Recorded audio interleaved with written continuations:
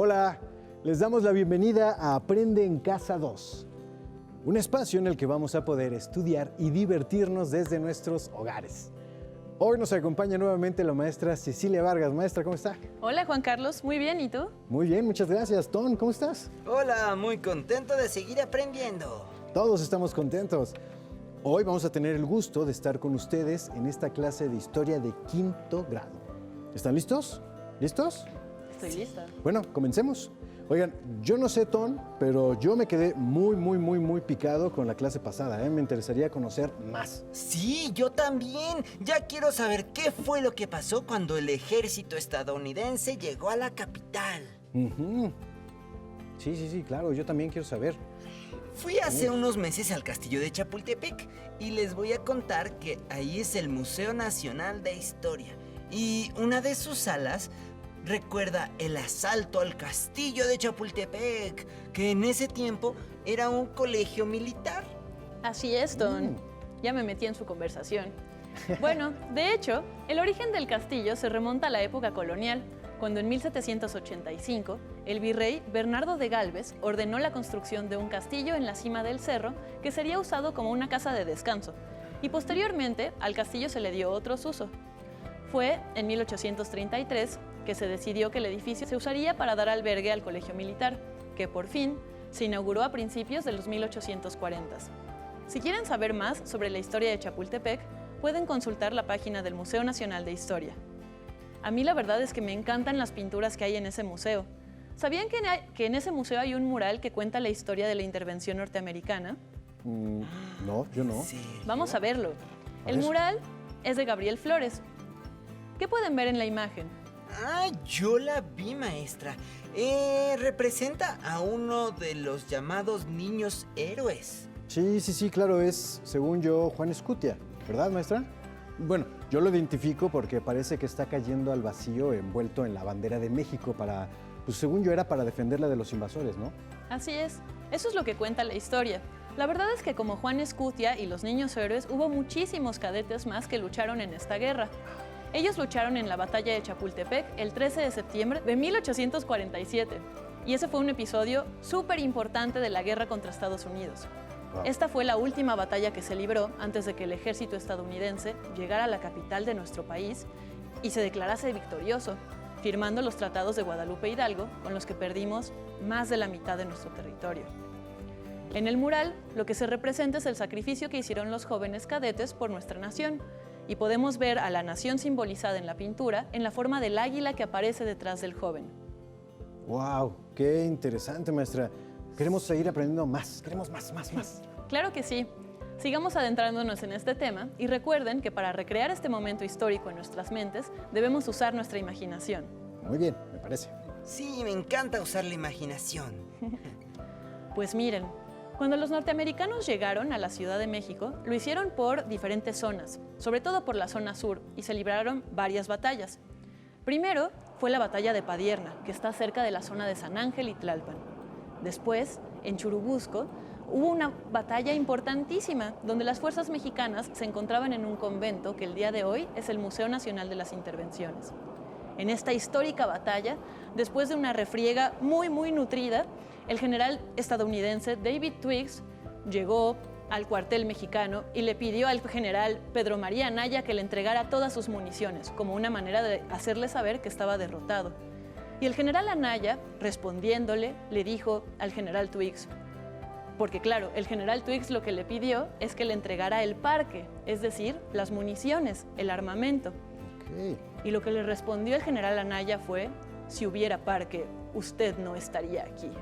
Una tremenda respuesta, diciéndole que si hubiera suficientes municiones y armas, la batalla seguiría y ellos no estarían platicando.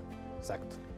Después, la batalla del 8 de septiembre fue en el Molino del Rey, al oeste de la ciudad. Y 5 días después de esta batalla ocurrió la de Chapultepec, que estamos comentando ahora.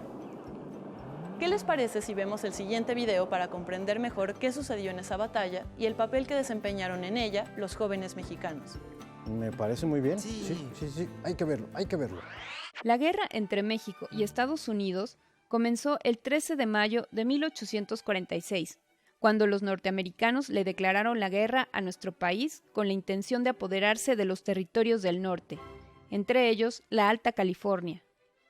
México defendía la soberanía de su territorio ante la invasión norteamericana. A inicios de septiembre de 1847, los invasores norteamericanos se apoderaron de Padierna, Churubusco y Molino del Rey, que eran los puntos que defendían la capital, quedando solamente el castillo de Chapultepec, que no era una fortaleza militar, sino sede del colegio militar, en el que se encontraban los estudiantes, que eran denominados cadetes. Su director era el general Mariano Monterde, quien unos días antes de la batalla les pidió a los cadetes que regresaran a sus casas. La edad de los cadetes oscilaba entre los 13 y los 18 años. Algunos oficiales tenían 20 años. Por otra parte, se le encarga al batallón de San Blas, al mando del coronel Felipe Santiago Xicoténcatl, apoya al general Nicolás Bravo en la defensa del castillo de Chapultepec. En total, el ejército mexicano contaba con 823 soldados, 43 cadetes y 4 cañones. El día 13 de septiembre de 1847, más de 7,000 soldados estadounidenses, al mando del general Winfield Scott, asaltan el castillo de Chapultepec. A las 8 de la mañana, columnas de soldados norteamericanos cercaron el cerro y dirigieron sus ataques a la zona oeste. Los invasores iniciaron el asalto y se lucha cuerpo a cuerpo. La diferencia era de 9 norteamericanos por cada mexicano. Durante la batalla, muere el coronel Xicoténcatl y todo el batallón de San Blas es aniquilado por las fuerzas enemigas. Los últimos que se baten son los alumnos del colegio militar. Muchos de ellos también murieron, entre ellos el teniente Juan de la Barrera y los cadetes Francisco Márquez, Fernando Montes de Oca, Agustín Melgar, Vicente Suárez y Juan Escutia, a quienes la historia los reconoce como niños héroes.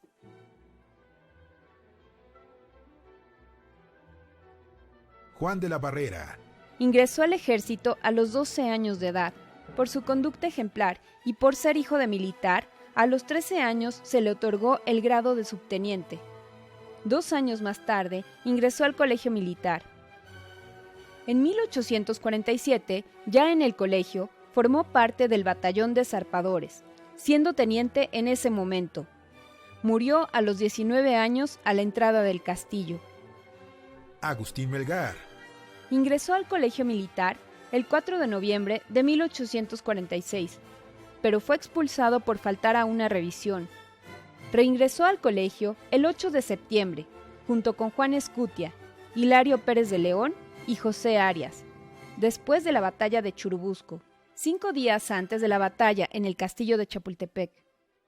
Murió al día siguiente a consecuencia de las heridas que recibió en dicho combate.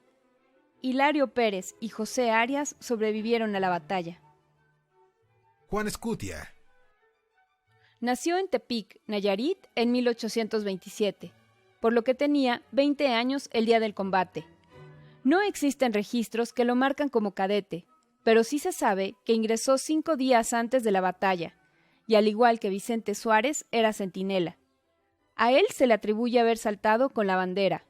Vicente Suárez. Nació en Puebla en 1833 e ingresó al colegio militar a los 12 años, en noviembre de 1845. Para el día de la lucha contaba con 14 años de edad. Por haber sido centinela, fue uno de los primeros en enfrentar y morir ante los enemigos. Francisco Márquez. Nació en Guadalajara en 1833. Ingresó al colegio militar en enero de 1847. Márquez es el más joven de los cadetes, pues el día de la batalla tenía tan solo 13 años de edad. Su cuerpo apareció con varios impactos de bala. Fernando Montes de Oca. Nació en la Ciudad de México en mayo de 1829. Al igual que Francisco Márquez, solo tenía 8 meses de ser cadete en el colegio cuando enfrentó a los invasores en Chapultepec. También murió en la batalla. Un caso aparte es Miguel Miramón, quien también era cadete y se encontraba en el castillo de Chapultepec el día de la batalla. A diferencia de sus compañeros, Miramón fue capturado y hecho prisionero hasta febrero del siguiente año. En noviembre de 1848 recibió la Medalla de Honor por haber participado en la batalla de Chapultepec. Siguió su carrera militar y murió siendo general conservador apoyando al régimen de Maximiliano de Habsburgo. El resultado de la batalla fue la derrota para el ejército mexicano. Casi todos los soldados murieron o fueron hechos prisioneros, entre ellos Nicolás Bravo. Tras ocupar Chapultepec, los norteamericanos toman finalmente la capital de México el 15 de septiembre. El general Santana, que no había fortificado el interior de la ciudad, no juzga conveniente continuar la defensa de la capital mexicana, y con un ejército compuesto de 5,000 hombres de infantería y una caballería casi intacta de 4,000 efectivos, dispone la evacuación inmediata de la Ciudad de México, rumbo a la villa de Guadalupe. El 2 de febrero de 1848 se firma el Tratado de Guadalupe Hidalgo. Con este acuerdo, México daba fin a la guerra que mantuvo con Estados Unidos, cediendo más de la mitad de su territorio. California, Nevada, Utah, Nuevo México, Texas y partes de Arizona, Colorado, Wyoming, Kansas y Oklahoma. Fue el presidente Benito Juárez el primero en honrar oficialmente la gesta de los niños héroes, al decretar el 13 de septiembre Día de Luto Nacional, en memoria de los cadetes que murieron en el castillo de Chapultepec. Órale, qué interesante. O sea, entonces, como dijo Ton, no siempre fue un castillo antes de ser un colegio militar. Y los niños héroes eran muchos cadetes jóvenes y alumnos que se enfrentaron contra el ejército extranjero. Algunos, según el video, tenían tan solo 13 y 14 años. Uf. Así es, Ton. Y esto lo que nos recuerda es lo poco preparado que estaba el ejército mexicano para enfrentar esta guerra. Algunos de sus integrantes eran jóvenes inexpertos y muchísimos más eran trabajadores que no tenían ningún entrenamiento militar. Era un ejército mal pagado, mal comido y numéricamente mucho más pequeño que el estadounidense, pues como dijeron en el video, por cada soldado mexicano había 9 soldados estadounidenses. Es por esta razón que en nuestra historia recordamos como héroes a estos jóvenes que participaron en la guerra, porque a pesar de las desventajas, son símbolos de la resistencia contra los invasores. Y para ustedes, ¿qué es un héroe? Ay, un héroe para mí es alguien que hace algo bueno por alguien más. Claro, ¿no? Sin importarle su beneficio, más bien lo hace por convicción. Y digo, puede ser un héroe o una heroína, ¿no? Al final, ¿verdad? Así es, héroes o heroínas. Apunta tú en tu cuaderno para ti qué es un héroe.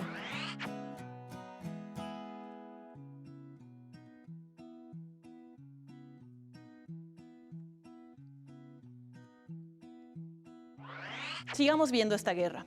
Sí, claro. Quiero A más. lo largo de varios meses, agentes diplomáticos de México y Estados Unidos estuvieron negociando para llegar a un acuerdo de paz.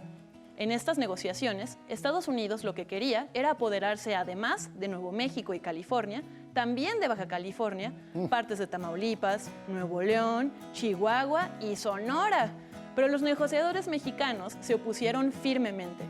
Las negociaciones concluyeron el 2 de febrero de 1848, con la firma del Tratado de Guadalupe Hidalgo, como dijo el video. Y en este tratado, México aceptó la pérdida de Nuevo México y California a cambio de una compensación de 15 millones de pesos que Estados Unidos le pagó a nuestro país. Esta pérdida territorial fue un golpe para México y sus consecuencias se continuaron viviendo en décadas posteriores. ¿Qué les parece si analizamos el siguiente mapa para poder ver las pérdidas territoriales que sufrió México? Sí, me parece. Se trata de un mapa actual de México y de Estados Unidos y vamos a ver lo que hoy sería México si hubiera conservado todo ese territorio. Miren, la parte que está en blanco era parte de México y fue lo que se perdió durante la guerra. La parte roja se perdería pocos años después, pero eso lo veremos en otra clase. Miren nada más cuánto territorio era. Oh, fue bastante. Así es. Como se pueden dar cuenta, la frontera entre México y Estados Unidos, que se marcó después del tratado, es el río Bravo. Esa es nuestra frontera actual. Pero antes estaba hasta la altura de donde hoy termina Texas. También llega a partes de Utah, a lo que hoy en día es Nevada, partes de Arizona, partes de Colorado, una parte de Wyoming. Ajá, sí. Era muchísimo todo ese territorio. Así es. Sí. Pero, y actualmente esos territorios, ¿qué estados de Estados Unidos son además, no? O sea, ¿son solamente esos los que perdimos? No, perderíamos más, pero eso lo veremos después. Lo importante aquí es que con este tratado se perdieron la Alta California, Nuevo México y México aceptó la pérdida de Texas. Es por eso que se ve un territorio tan grande. Uf, Sí. qué tristeza. Qué tristeza que hayamos perdido tanto territorio, pero bueno, también creo que conservamos una parte muy importante que tiene muchísima historia y muchísima cultura, ¿no? Así es, pues conservamos el país actual. Y esa tristeza que tú sientes ahora, también la sentían en ese momento, pues esta guerra demostró que México todavía estaba muy lejos de convertirse en una nación estable y próspera. Vamos a hacer un recuento de las consecuencias que dejó esta guerra con Estados Unidos. ¿Qué opinas tú, Ton? ¿Quieres seguir aprendiendo más sobre este tema? Sí, me encantaría, me encanta saber todo sobre la historia de México. Veamos las consecuencias. Primero que nada, pues las pérdidas humanas, ¿no? Murió muchísima gente en esta guerra. Además, otra consecuencia obvia sería la derrota de nuestro ejército. Sí. Una más, ¿cuál fue el tratado que se firmó y con el cual se dio fin a esta guerra? Tratado de Guadalupe Hidalgo. Así es, muy bien, Juan Carlos.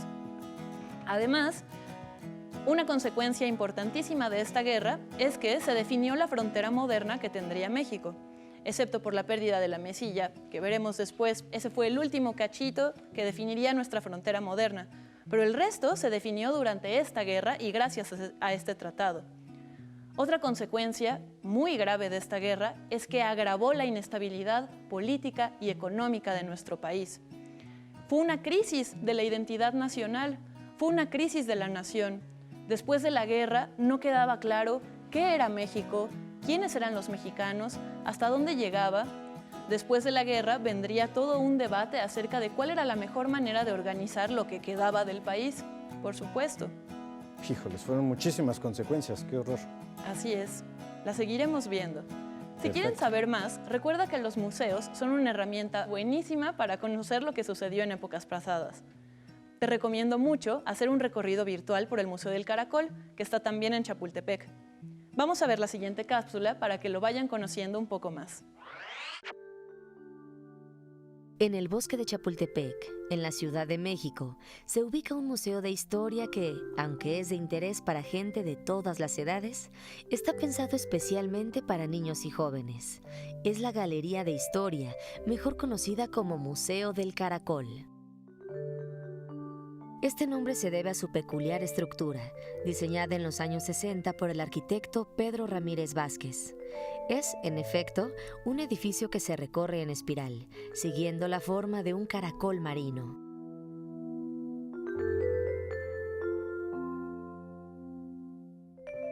La exposición es un viaje realmente entretenido a lo largo de un poco más de un siglo de la historia de México.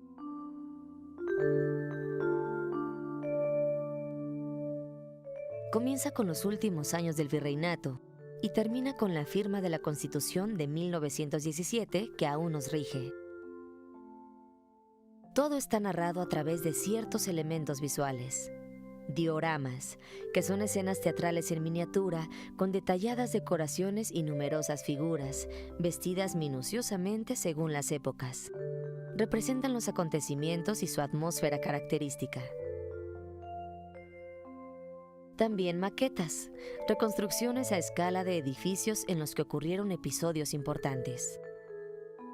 Además, hay mapas para ubicar con precisión los lugares y tableros a manera de periódicos llenos de noticias e información. Todo eso, claro, sin que falten las pantallas de computadora con actividades interactivas a disposición de todos. En fin, son 12 salas en las que vemos lo trágico y lo pintoresco, lo conmovedor y lo heroico de los acontecimientos que marcaron el siglo XIX mexicano. la insurrección de independencia, el surgimiento de la República, las intervenciones, el porfiriato y el estallido de la Revolución. El Museo del Caracol, un lugar donde revives la historia.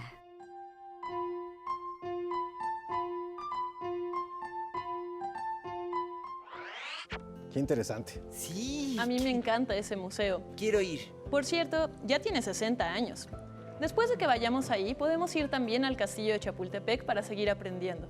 Me encantaría. Por ahora, esto fue todo. Espero que hayan disfrutado de nuestro viaje por el tiempo y hayan comprendido y disfrutado este tema tan interesante. Bastante, yo quedé picadísimo como siempre. Muchísimas gracias. Hemos terminado con la batalla de Chapultepec. Espero que lo hayan disfrutado tanto como nosotros. A continuación, lengua materna. Hasta la próxima. Pero antes, vamos a una cápsula musical. Bienvenidos a este programa en el que descubriremos 8 curiosidades musicales que seguramente no conocían. 1. ¿Te ha pasado tener todo el día una canción sonando en la cabeza y no poder pararla? Este fenómeno se conoce como gusano musical. 2. ¿Ven esta explosión? ¿Cómo creen que se escucha? Pues en realidad se escucha así. Increíble, ¿no?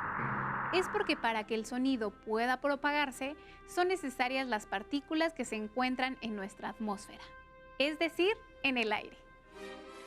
3. Está comprobado científicamente que cantar en un grupo con tus amigos o familiares reduce el estrés, la ansiedad y la depresión. Además, haces nuevos amigos y la pasas genial. 4. ¿Sabías que el oído izquierdo escucha mejor los sonidos de la música, mientras que el oído derecho escucha mejor los sonidos del habla? Los invito a probarlo. 5. ¿Han escuchado esta melodía? Pues ¿qué creen? Que su compositor, Ludwig van Beethoven, para inspirarse, sumergía la cabeza en agua helada. 6. Nuestra música mexicana es el fruto de una mezcla de tradiciones europeas, americanas, con raíces prehispánicas y africanas. El guitarrón, que fue inventado en México y que usan los mariachis, es un ejemplo de esta maravillosa mezcla. 7. ¿Sabías que a las flores les gusta la música? Pues en muchos jardines botánicos ponen música de forma permanente para que ellas crezcan más rápido. 8. Muchos deportistas de alto rendimiento eligen con mucho cuidado la música que escuchan durante su entrenamiento. Y es porque la música de rock o pop puede aumentar la resistencia física hasta un 15%. Y mañana más, pero no mejor porque es imposible. Aquí, en Aprende Música en Casa. Si no tienes el libro de texto o necesitas ayuda para responder tus dudas, contáctanos.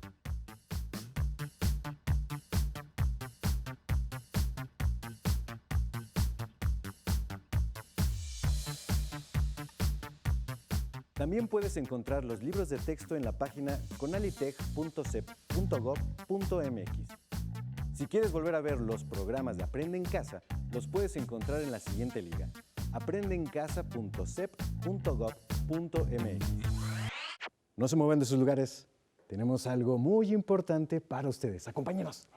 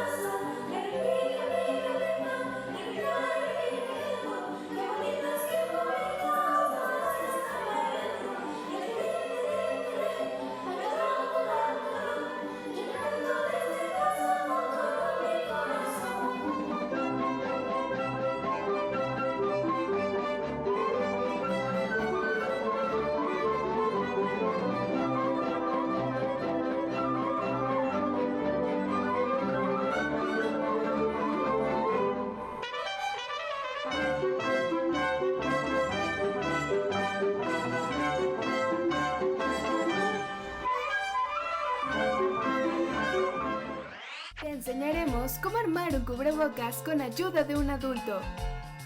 Necesitarás un plumón o una pluma, una playera de algodón que ya no uses, una regla y tijeras. Recuerda que la manipulación de estas debe estar supervisada por un adulto. ¡Empecemos! 1. Estira la playera a lo largo y a lo ancho. 2.